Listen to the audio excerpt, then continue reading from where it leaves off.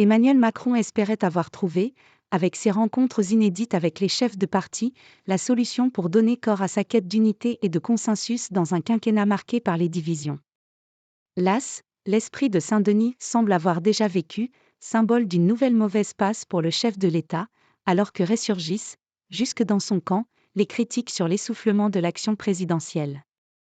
Il y a encore un mois, un ténor du gouvernement prédisait un revival de cet esprit, misant sur la participation de tous les opposants à la deuxième édition des Rencontres de Saint-Denis pour discuter de l'élargissement du champ du référendum aux questions de société comme l'immigration et de l'assouplissement du référendum d'initiative partagée.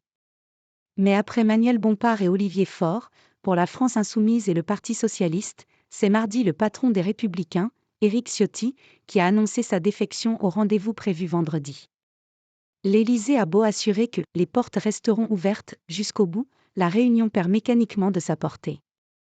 Au moment où la guerre en Ukraine se poursuit, où on a un conflit d'ampleur au Proche-Orient, où l'on assiste à une résurgence de l'antisémitisme, ne pas accepter une invitation à dialoguer, c'est une faute politique, déplore le président macroniste de la Commission des Affaires européennes de l'Assemblée nationale, Pierre-Alexandre Anglade.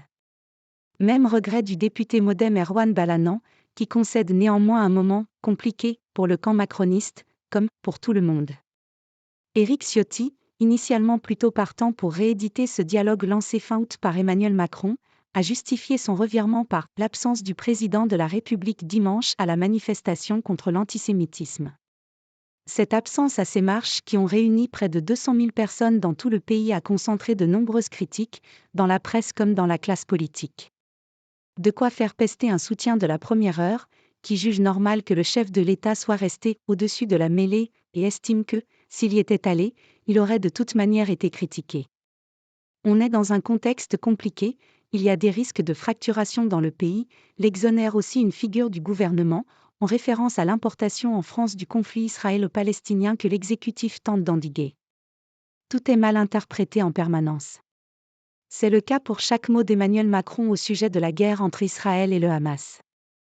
Après avoir insisté sur un soutien ferme à l'État hébreu dans la foulée de l'attaque sans précédent menée par le mouvement islamiste palestinien le 7 octobre, le président a durci le ton à l'égard de l'armée israélienne, qu'il a exhorté à arrêter de bombarder des bébés, des femmes et des personnes âgées à Gaza, où il plaide désormais pour un futur cessez-le-feu.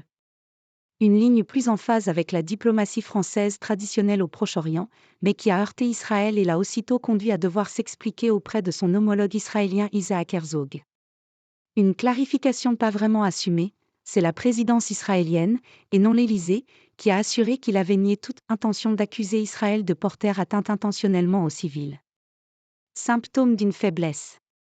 Benjamin Morel, maître de conférences en droit public à l'Université Paris 2, voit dans cette séquence difficile le symptôme d'une faiblesse. Il y a une double impuissance, à la fois interne, en France, parce qu'il n'a pas les leviers pour agir depuis qu'il est privé de majorité absolue à l'Assemblée, et externe, au Proche-Orient, parce que ça ne dépend pas que de lui, dit l'universitaire. Il est contraint de bouger, pour ne pas donner le sentiment d'être inactif, mais ses possibilités d'impulser des réformes sont limitées, insiste-t-il. Dans ce contexte, avec une première ministre Elisabeth Borne, forcée de recourir à la chaîne à l'arme constitutionnelle du 49.3 pour faire adopter ses budgets, et des tractations pas toujours lisibles avec la droite sur l'immigration, les critiques internes commencent à ressurgir. Le remaniement de l'été n'a rien réglé, grince un député Renaissance qui évoque une majorité relative un peu démobilisée.